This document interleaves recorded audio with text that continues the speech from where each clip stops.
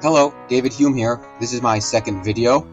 In this video, I intend to analyze a rather simple and anticlimactic duel. It would not feature very fanciful plays or reads or anything like that, but it's a rather simple one-turn kill that most people could actually do.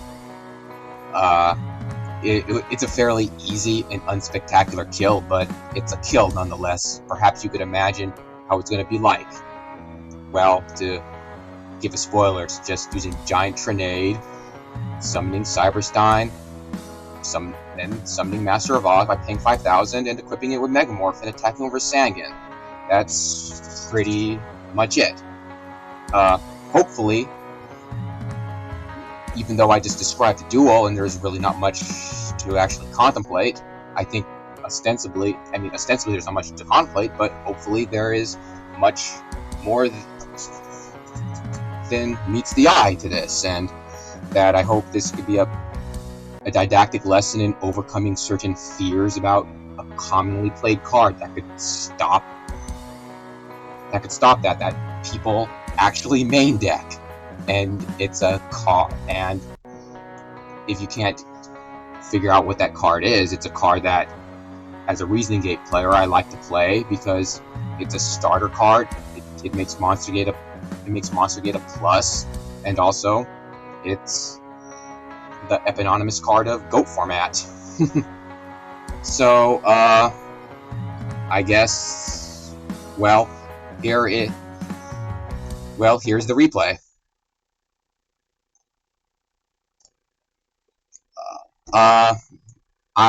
I'm going first here, but it ultimately doesn't matter. So, well, I just passed on an empty field. I don't know if this is... I thought about this, but I think passing on an empty field is really good because Book of Moon is a valuable card. It's not in this particular hand, but post-Stein it's valuable, and you don't want this to get breakered or MST'd. Although so if you have Life Snatch Deal, you may want this to get MST'd because so if you have a Snatch Deal or like a live Premature Burial, you rather have this card get MST'd or dusted instead of this. So yeah, I just passed with an empty hand. There's no reason to actually risk cards on the field, and also besides, if you get duoed, maybe discarding Book of Moon is better than it being on the field. So I think passing on empty field is the best move here. Opponent sets one card and attacks with Sangan. Opponent is not running that particular card I was talking about, but as a commentary to my opponent's play, I played Chaos Turbo. I would almost always set Sangan because it's good knock bait, and there's really nothing to gain. There's nothing to gain by attacking 4,000. Let's say my opponent doesn't know that I'm playing Reasoning Gate, but if you're playing against Chaos Turbo, you know that knock is going to be played against most players, so I would just set it. I think Sangan's a good knock bait because later on you may get a Magician of Faith that's live with a good spell card in the grave, or a Dekoichi, or Gravekeeper Spy, and so I would just set Sangan to bait out any knocks. And usually, if my opponent sets a card, I like to use knock if I have it, because it protects your life points. If it's like a Gravekeeper Spy, it does 2,400 damage to you or kills 2 goats, so it accelerates the timer that you have if you have goats, and it does damage to you. So knocking that Spy is good. Knocking that Dekoichi is good because you get rid of that draw and you prevent 1,400 from happening. And Magician of Faith, depends on what's in our graveyard. But I would not do that to Sangan if I'm running Chaos Turbo.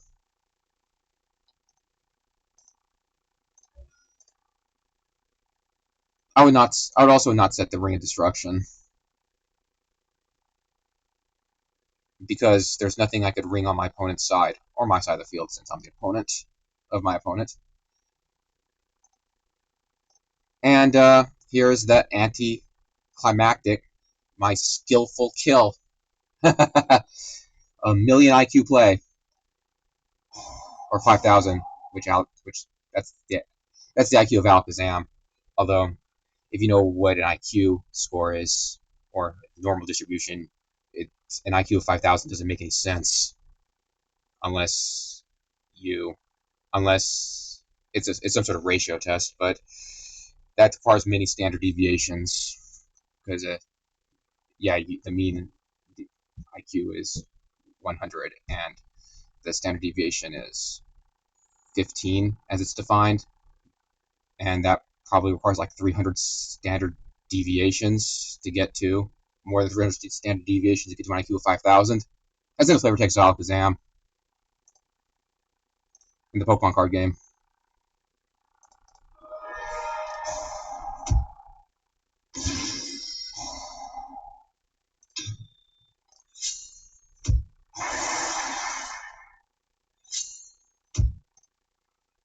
Yeah, what a spectacular and skillful win by me.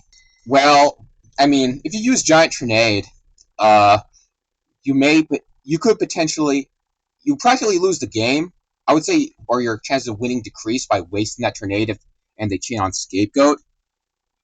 But we have to, I mean, let's say that the opponent is playing Go Control. I mean, for the sake of our argument, would you use Trunade? And assuming that your opponent plays Go Control, I mean, if you're playing Ivan Rosito or whatever, I mean, you could assume that he's not playing Giant Trunade, but I would assume that he would set the Sangan or set Jar and Sangan. That's how I think he would do it. But of course, setting Sangan would setting the Sangan in this particular hand would deny me the kill because I don't have Knock or Mind Control, and so I think he would. I mean, I think I would be deprived of the kill, but but for someone like him who you know is running Chaos Turbo, he is not going to run Scapegoat unless it's one of those decks that gets side into it. But that's in the side deck. So obviously activating the Trunade that risks Scapegoat, and you don't have much follow up for it. You already use your normal summon on. I mean, well, not really. I mean, even if you go back and the Stein's in the hand, you have 4 Goat tokens to deal with, and you summon Stein. Maybe you would get out. King Dragoon. I think it's a mistake to get out. If there's 4 Goat tokens, it's a mistake to get out Gatling Dragon, because it could be snatched or Metamorphosis, and these decks usually run that. And also Ring exists too. So I think even if you get met with Scapegoat, you may want to run. You may want to get King Dragoon, but usually my plan for Goat Control decks is I want to make Premature as valuable as possible. So I want to activate. So if I read there's a Scapegoat, I think the best play is to get Sacred Crane the Grave, and then use Premature Burial, and then use Giant Trunade to potentially get back the Premature, so you could use it again. So that way you get a 1600 body. It's respectable. It's good. It's respectable if it's able to get damage. It's also a good Go Token attacker. Plus you get a card off of it, and also with the Trunade you could potentially get Premature back. So if you use Trunade to trigger the Scapegoats, and you have a live, and if you use Premature Burial, you have another card to get back, and you could potentially recycle the Cranes. And Crane isn't a good card to steal with Thousand Eyes Restrict, so that's how I usually play around it. But in this duel, I chose the YOLO approach. You only live once, by saying, screw it, my opponent has Scapegoat, he has Scapegoat. So So if my opponent doesn't have Scapegoat, then I would have won, as what actually happened here. And also if you take this route, it may be recommended that you set all 4 spells, so you get under 3 cards in your hand for Trap Dust Shoot. But I just out of curiosity, does my opponent run it? Yeah, he does. Opponent runs it. Runs 2 actually.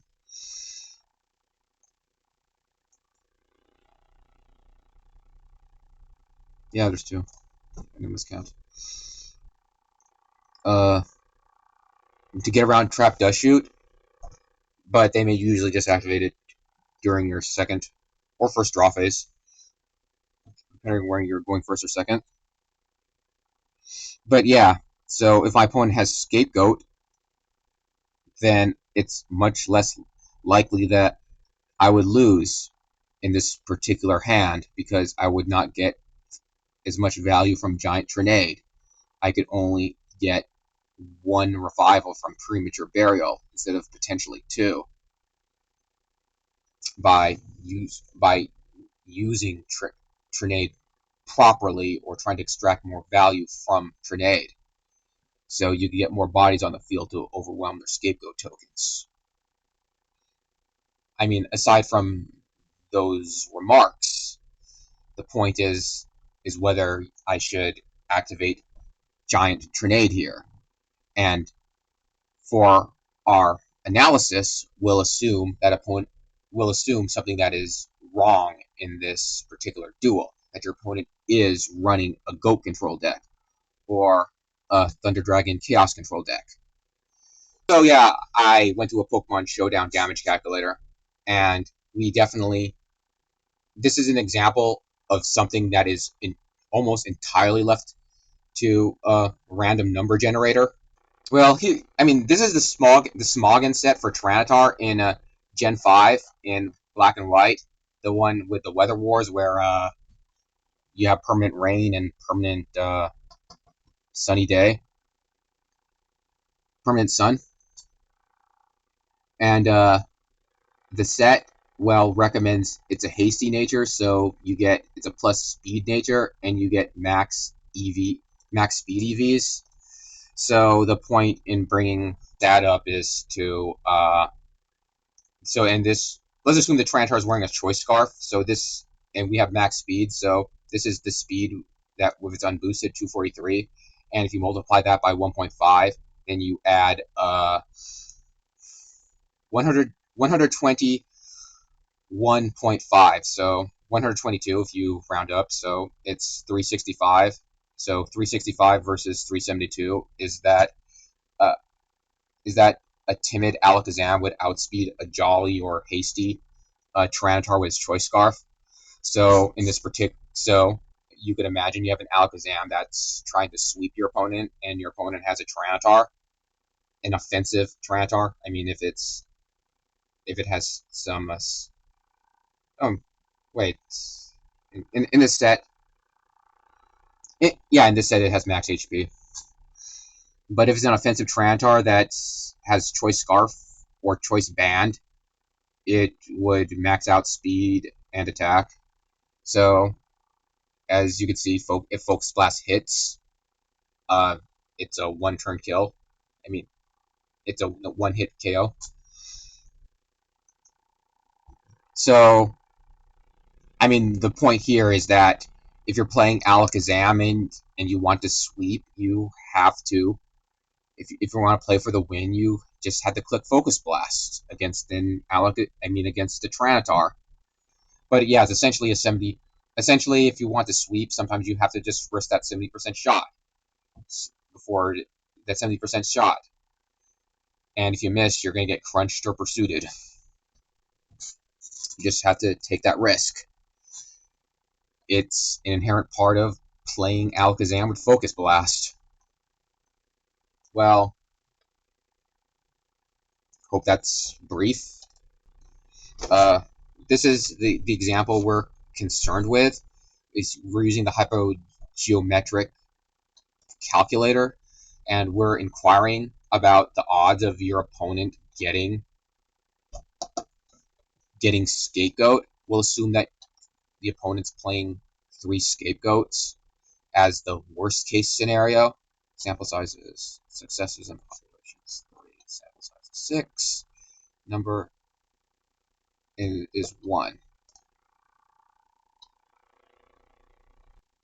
So we essentially have if we round up, if you just simply round up, it's 40% of your opponent having it. So in this in the so in this particular duel, it's essentially a 60% chance of winning if you're playing it straight up, if you're playing a Go Control deck straight up, and it's your second turn and your first time. So the question is whether you should. It's actually worse than a Focus Blast if you actually think about it. I mean, think about it, it's just 70 is greater than 60, but it's actually worse than a Focus Blast. It's like using Hypnosis. So would you take this? I mean, this is considering the worst case scenario.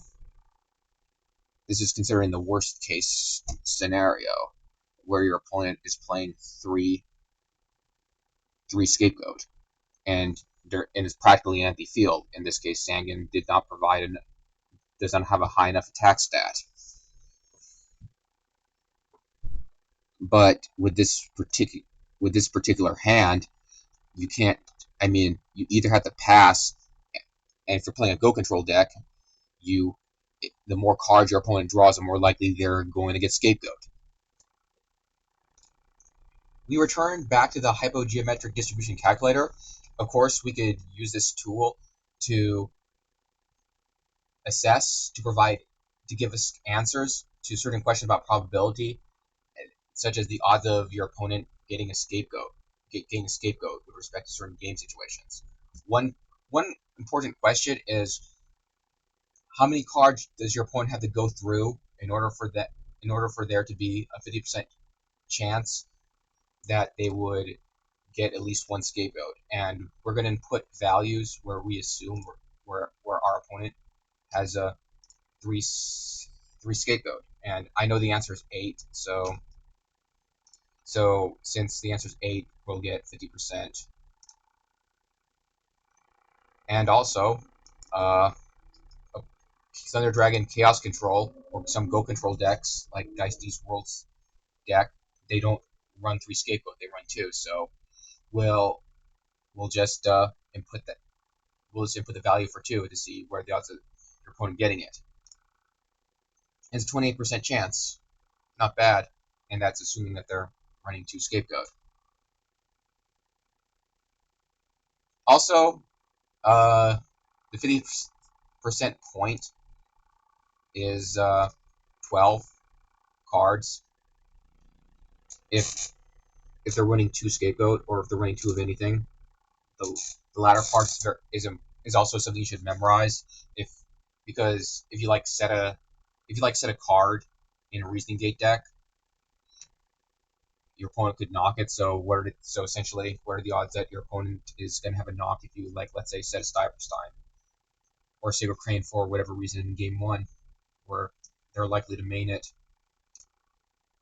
And that's 12 is a little more than a 50% point. So I think, yeah, 12. I hope if anyone gets anything out of this, I mean, now you know the probabilities, so if you use that, you can figure out your odds of winning in a certain turn. And even when we're playing a deck that has scapegoat, we know that the odds are in the early stages of the game, it's more than 50%, even assuming the worst case scenario where they're running 3 scapegoat. So I mean, if there's a didactic lesson here. It is not to play afraid. Don't be afraid to lose by using that Trunade very early. You could get a free win from that. You get a free win. And sometimes you have to take a chance. You have to take a chance. And I'm not going to press play because there may be a copyright strike, and also maybe some Salafist personalities on the internet may sort of disapprove of this sort of music because it's haram or whatever. You could probably judge why I am not playing it, I guess, but it's a classic song. I mean, you have to sometimes take a chance, as is the basic theme with Reasoning Gate. You have to take a chance. Sometimes you just have to play for hacks. Play for hacks. Play for the win. Well, I hope you got something out of this video, inshallah. I hope you gained an appreciation of the role of probability and risk in playing the Reasoning Gate deck.